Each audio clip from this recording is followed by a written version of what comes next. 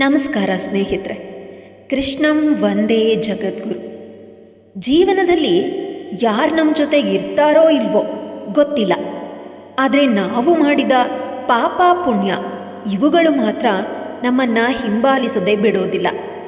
ನೆಮ್ಮದಿಯ ಜೀವನಕ್ಕೆ 2 ನಿಯಮಗಳನ್ನು ಪಾಲಿಸಬೇಕಾಗತ್ತೆ. ಸೋತಾಗ ಮಾನಸಿಕ ಖಿನ್ನತೆಯನ್ನು ಹೃದಯಕ್ಕೆ ತೆಗೆದುಕೊಳ್ಬಾರ್ದು. ಹಾಗೆಯೇ ಗೆದ್ದಾಗ ಅಹಂಕಾರವನ್ನು ತಲೆಗೆ ತೆಗೆದುಕೊಳ್ಬಾರ್ದು. ಮುಖ ಮಾತ್ರ ಸ್ವಚ್ಛವಾಗಿಟ್ಕೊಂಡ್ರೆ ಸಾಲದು, ಒಳಗಡೆ ಇರೋ ಮನಸ್ಸು ಕೂಡ ಸ್ವಚ್ಛವಾಗಿರಬೇಕು. ನೆನ್ನೆಯ ಕಹಿ ನೆನಪುಗಳ ಬಗ್ಗೆ ಚಿಂತೆ ಮಾಡಬೇಡಿ. ಇವತ್ತು ನಾಳೆಗಳ ಬಗ್ಗೆ ಆತಂಕ ಪಡಬೇಡಿ. ಇಂದು ನೀವು ಮಾಡುವ ಕಠಿಣ ಪರಿಶ್ರಮವೇ ನಿಮ್ಮ ನಾಳೆಯ ಯಶಸ್ಸಿನ ಬುನಾದಿ ಅನ್ನೋದನ್ನು ಮರಿಬೇಡಿ. ಜೀವನ ನಡೆಸೋದಕ್ಕೆ ಜಾಸ್ತಿ ದುಡ್ಡು ಬೇಕು ಅಂತ ಏನೂ ಇಲ್ಲ, ಆದರೆ ಇನ್ನೊಬ್ಬರನ್ನು ನೋಡಿ ಜೀವನ ನಡೆಸೋದಕ್ಕೆ ಎಷ್ಟು ದುಡ್ಡು ಇದ್ದರೂ ಕೂಡ ಸಾಕಾಗೋದಿಲ್ಲ. ಮಾತನಾಡೋ ಮಾತು ಹೇಳುತ್ತೆ ಮನುಷ್ಯ ಹೇಗೆ ಅಂತ, ವಾದಿಸುವ ವರ್ತನೆ ಹೇಳುತ್ತೆ ಅವನ ಜ್ಞಾನ ಎಷ್ಟು ಅಂತ, ಅಹಂಕಾರ ಹೇಳುತ್ತೆ ಅವನ ಬಳಿ ಇರೋ ಹಣ ಎಷ್ಟು ಅಂತ, ಅದೇ ಸಂಸ್ಕಾರ ಹೇಳುತ್ತೆ ಮನೆತನ ಹೇಗಿದೆ ಅಂತ. ನೆನ್ನೆಯ ಕಹಿ ನೆನಪುಗಳ ಬಗ್ಗೆ ಚಿಂತಿಸಬೇಡಿ, ಮತ್ತು ನಾಳೆಯ ಬಗ್ಗೆ ಆತಂಕವನ್ನೂ ಪಡಬೇಡಿ. ಇಂದು ನೀವು ಮಾಡುವ ಕಠಿಣ ಪರಿಶ್ರಮ ನಿಮ್ಮ ನಾಳೆಯ ಯಶಸ್ಸನ್ನು ನಿರ್ಧಾರ ಮಾಡುತ್ತೆ. ಆಲದ ಮರಕ್ಕೆ ಬೇರು ಆಳವಾಗಿರುತ್ತೆ, ಹಾಗಾಗಿಯೇ ಅದು ಸಾವಿರಾರು ವರ್ಷ ಹಸಿರಾಗಿರುತ್ತೆ. ಆಮೆಯ ಉಸಿರಾಟ ನಿಧಾನವಾಗಿರುತ್ತೆ, ಅದಕ್ಕಾಗಿಯೇ ಅದು 100 ವರ್ಷ ಬದುಕುತ್ತೆ. ಆಳವಾದ ಜ್ಞಾನ, ನಿಧಾನವಾದ ನಡತೆ ಮನುಷ್ಯನನ್ನು ಸದಾ ಹಸಿರಾಗಿ ಮತ್ತು ಎತ್ತರದ ಶಿಖರಕ್ಕೆ ಕೊಂಡೊಯ್ಯುತ್ತೆ ಅನ್ನೋದು ನಿಜ. ಸತ್ಯ ಯಾವತ್ತೂ ಸರಳವಾಗಿರುತ್ತೆ, ಆದರೆ ನೀವದನ್ನು ವಿವರಿಸೋದಕ್ಕೆ ಹೋದಾಗ ತಕ್ಷಣ ಅದು ಬಹಳ ಕ್ಲಿಷ್ಟವಾಗಿಬಿಡುತ್ತೆ. ಸತ್ಯಕ್ಕೆ ಸಮರ್ಥನೆ ಮತ್ತು ಸ್ಪಷ್ಟನೆಯ ಅಗತ್ಯ ಇರೋದಿಲ್ಲ, ಅದು ಸದಾ ಏಕಾಂಗಿಯಾಗಿರುತ್ತೆ. ಸಲಹೆ ಕೊಡೋರೆಲ್ಲ ಸಹಾಯ ಮಾಡಲ್ಲ, ಕರುಣೆ ತೋರಿಸೋರೆಲ್ಲ ಕಷ್ಟಕ್ಕಾಗೋದಿಲ್ಲ. ನಮ್ಮ ಜೀವನನ ನಾವೇ ನೋಡ್ಕೊಳ್ಬೇಕು. ಸ್ವಾರ್ಥಿಗಳ ಪ್ರಪಂಚ ಇಲ್ಲಿ, ಯಾರು ಯಾರಿಗೂ ಆಗೋದಿಲ್ಲ. ನೆಮ್ಮದಿಯ ಜೀವನವನ್ನು ನಾವು ನಮ್ಮ ಕೈಯಿಂದಾನೇ ಕಳ್ಕೊಳ್ಬಾರ್ದು. ನಮಗೆ ಇದು ಸಮಸ್ಯೆಯನ್ನು ಬೆಟ್ಟದಂತೆ ನೋಡಬಾರ್ದು, ಅವುಗಳನ್ನು ನಮ್ಮ ಎತ್ತರಕ್ಕೆ ಕೊಂಡೊಯ್ಯುವ ಮೆಟ್ಟಿಲುಗಳು ಅಂತ ಭಾವಿಸಿದ್ರೆ ಗುರಿ ತಲುಪೋದು ಸುಲಭ ಸಾಧ್ಯವಾಗುತ್ತೆ. ಕಷ್ಟದ ಸಮಯದಲ್ಲಿ ದೇವರು ಯಾಕೆ ಮೌನವಾಗಿದ್ದಾನೆ ಅಂತ ಯೋಚನೆ ಮಾಡಬೇಡಿ. ಪಾಠ ಕಲಿಸಿದ ಶಿಕ್ಷಕರು ಕೂಡ ಪರೀಕ್ಷಾ ಕೊಠಡಿಯಲ್ಲಿ ಸುಮ್ಮನೆ ನಿಂತಿರ್ತಾರೆ ಅಲ್ವಾ? ಒಂದು ಅದ್ಭುತವಾದ ತಿರುವನ್ನು ಪಡ್ಕೋಬೇಕು ಅಂದರೆ ನಮ್ಮ ಜೀವನದಲ್ಲಿ ಅದೇ ರೀತಿ ಬದಲಾವಣೆ ಇರಬೇಕು. ಅಂದರೆ ಈಗ ಜೀವನ ಏನಾಗಿದೆ, ಸಮಸ್ಯೆಗಳಿದೆ, ಹಣಕಾಸಿನ ತೊಂದರೆಗಳೂ ಇದೆ, ಹೀಗೆ ನಾನಾ ರೀತಿಯ ಚಿಂತೆ ನಿಮ್ಮನ್ನು ಕಾಡಬಹುದು, ನಿಮಗಿರಬಹುದು.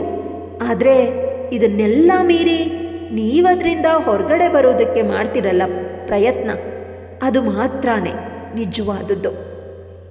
ಮತ್ತು ಅದು ಮಾತ್ರನೇ ನಿಮಗೆ ಹೊಸ ಜೀವನವನ್ನು ಕೊಡೋದು. ನಮಗೆ ಎದುರಾದ ಸಮಸ್ಯೆಗಳನ್ನು ನಾವು ತುಂಬ ಕಷ್ಟ ಅಂತ ನೋಡೋದನ್ನು ಮೊದಲು ಬಿಡಬೇಕು. ಆಗ ಮಾತ್ರ ಕಷ್ಟಗಳು ನಮಗೆ ಹೊರೆ ಅಂತ ಅನಿಸೋದಿಲ್ಲ. ನೀವು ಬೇರೆಯವನನ್ನು ಕ್ಷಮಿಸೋದ್ರಿಂದ ಆ ವ್ಯಕ್ತಿಯನ್ನು ಸರಿಪಡಿಸಿದಂತೆ ಆಗೋದಿಲ್ಲ, ಆದರೆ ನೀವು ಅದರಿಂದ ಸಂಪೂರ್ಣವಾಗಿ ಸ್ವತಂತ್ರರಾಗಬಹುದು ಮತ್ತು ಅನಗತ್ಯವಾದ ಆಲೋಚನೆ ಚಿಂತನೆಗಳಿಂದ ಮುಕ್ತರಾಗಬಹುದು. ಕರ್ಮ ಹೇಳುತ್ತೆ ನೊಂದ ಹೃದಯದ ಕಣ್ಣೀರು ಎಂದಿಗೂ ಕಾಡದೇ ಬಿಡೋದಿಲ್ಲ ಅಂತ. ಈ ಜನ್ಮದಲ್ಲಿ ಸಂಪಾದಿಸಿದ ಹಣ ಮರು ಜನ್ಮದಲ್ಲಿ ಕೆಲಸಕ್ಕೆ ಬರೋದಿಲ್ಲ. ಮಾಡಿದ ಪುಣ್ಯ ಈ ಜನ್ಮದಲ್ಲಿ ಕೆಲಸಕ್ಕೆ ಬರುತ್ತೆ. ಎಲ್ಲವೂ ನಮ್ಮ ಮನಸ್ಸಿನ ಪ್ರತಿಬಿಂಬವಾಗಿರೋದ್ರಿಂದ ನಮ್ಮ ಮನಸ್ಸಿನಿಂದ ಎಲ್ಲವನ್ನ ಬದಲಾಯಿಸಲೂಬಹುದು.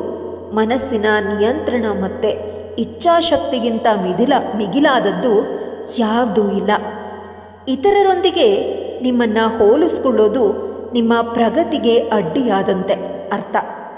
ನಿಮ್ಮ ವ್ಯಕ್ತಿತ್ವ ಮತ್ತು ನಿಮ್ಮ ಹಾದಿಯೇ ಬೇರೆಯಾಗಿರುತ್ತೆ. ಆದ್ದರಿಂದ ನಿಮ್ಮ ಸ್ಪರ್ಧೆ ನಿಮ್ಮೊಂದಿಗೆಯೇ ಇರಲಿ.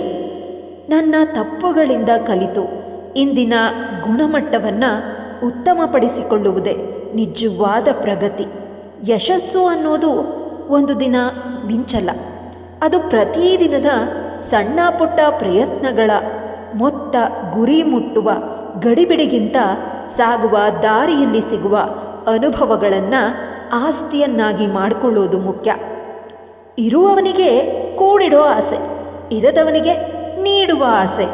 ದಡ್ಡನಂತೆಯೇ ಇದ್ದು ಬಿಡು ದಡ ಮುಟ್ಟುವವರೆಗೂ.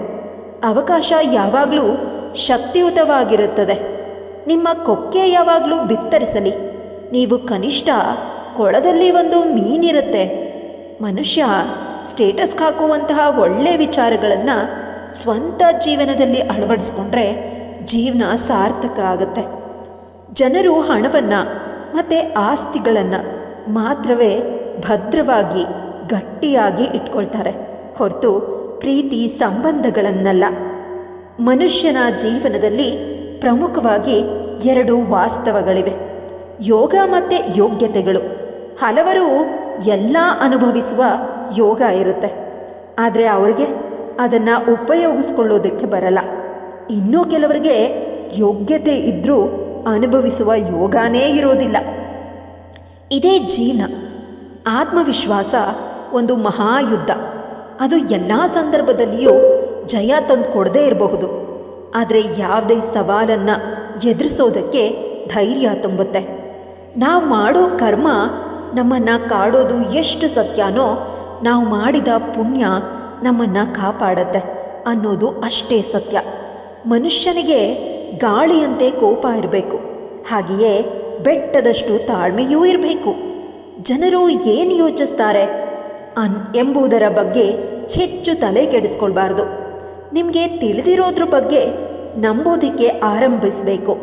ಆಗ ಜೀವನ ಹೆಚ್ಚು ಶಾಂತಿಯುತವಾಗಿರುತ್ತೆ. ಸೊಕ್ಕಿದವನು ಸೊರಗಲೇಬೇಕು, ಬೀಗಿದವನು ಬಾಗಲೇಬೇಕು, ಏರಿದವನು ಇಳಿಯಲೇಬೇಕು, ಮೆರೆದವನು ಉರಿದವನು ಬೂದಿಯಾಗಲೇಬೇಕು. ಇದುವೇ ಕಾಲಚಕ್ರದ ನಿಯಮ. ಸಮಯವನ್ನು ಒಮ್ಮೆ ಕೇಳಿ ನೋಡಿ, ಮತ್ತೆ ನನ್ನ ಜೀವನದಲ್ಲಿ ಬರುವೆಯಾ ಅಂತ. ಅದಕ್ಕೆ ನಿಮಗೆ ಸಮಯ ಹೇಳುತ್ತೆ. ನಿನ್ನವರೇ ನಿನ್ನ ಜೊತೆ ಬರೋದಿಲ್ಲ ಅಂದಮೇಲೆ ನಾನು ಹೇಗೆ ನಿನ್ನ ಜೀವನದಲ್ಲಿ ಮರಳಿ ಬರಲಿ ಅಂತ. ಮನುಷ್ಯನಿಂದ ಮನುಷ್ಯನನ್ನೇ ಬೇರ್ಪಡಿಸುವ 2 ವಸ್ತುಗಳು ಅಂದರೆ ನಾಲ್ಗೆ ಮತ್ತು ದುಡ್ಡು. ಬೇರೆಯವರ ಹತ್ರ ನೀವು ಹೇಗಾದರೂ ಇರಿ, ನಿಮ್ಮನ್ನು ಪ್ರೀತಿಸುವವರೊಂದಿಗೆ ಪ್ರಾಮಾಣಿಕವಾಗಿರೋದನ್ನು ಕಲೀರಿ. ಬೇಡುವ ಕೈ ದೇವರ ಹತ್ರ ಇರಬೇಕೇ ಹೊರತು ಜನರ ಅಥವಾ ಸಂಬಂಧಿಕರ ಹತ್ರ ಅಲ್ವೇ ಅಲ್ಲ. ಕೆಲವರು ಹಣವಿದೆ ಅಂತ ಮೆರೀತಾರೆ, ಇನ್ನೂ ಕೆಲವರು ಸೌಂದರ್ಯ ಇದೆ ಅಂತ ಬೀಗ್ತಾರೆ. ಆದರೆ ಮುಂದೊಂದು ದಿನ ತಿಳಿಯುತ್ತೆ, ಎಲ್ಲದಕ್ಕಿಂತ ಮಿಗಿಲಾದದ್ದು ಗುಣ ಅಂತ. ಸ್ನೇಹಿತರೆ, ಈ ಅದ್ಭುತವಾದ ಸಂದೇಶಗಳು ನಿಮ್ಗಿಷ್ಟ ಆಗಿದೆ ಅಂತ ನಾನು ಅಂದ್ಕೊಳ್ತೀನಿ. ಇಷ್ಟ ಆಗಿದ್ದರೆ ಶ್ರೀಕೃಷ್ಣಂ ವಂದೇ ಜಗದ್ಗುರು ಅಂತ ಕಮೆಂಟ್ ಸೆಕ್ಷನಲ್ಲಿ ಕಮೆಂಟ್ ಮಾಡಿ. ಹಾಗೆಯೇ ನನ್ನ ಯೂಟ್ಯೂಬ್ ಚಾನಲ್ಗೆ ಸಬ್ಸ್ಕ್ರೈಬ್ ಮಾಡಿಕೊಂಡು ಈ ವಿಡಿಯೋನ ನೋಡ್ತಾ ಹೋಗಿ. ಇದೇ ಥರ ನಮ್ಮ ಚಾನಲಲ್ಲಿ ಇನ್ನೂ ಅನೇಕ ಕೃಷ್ಣ ಸಂದೇಶಗಳು ಬರ್ತಾನೆ ಇರುತ್ತೆ. ಮತ್ತೊಮ್ಮೆ ಮೀಟ್ ಮಾಡೋಣ ಇನ್ನೊಂದು ಅದ್ಭುತವಾದಂತಹ ಸಂದೇಶದ ಜೊತೆಗೆ. ಧನ್ಯವಾದಗಳು.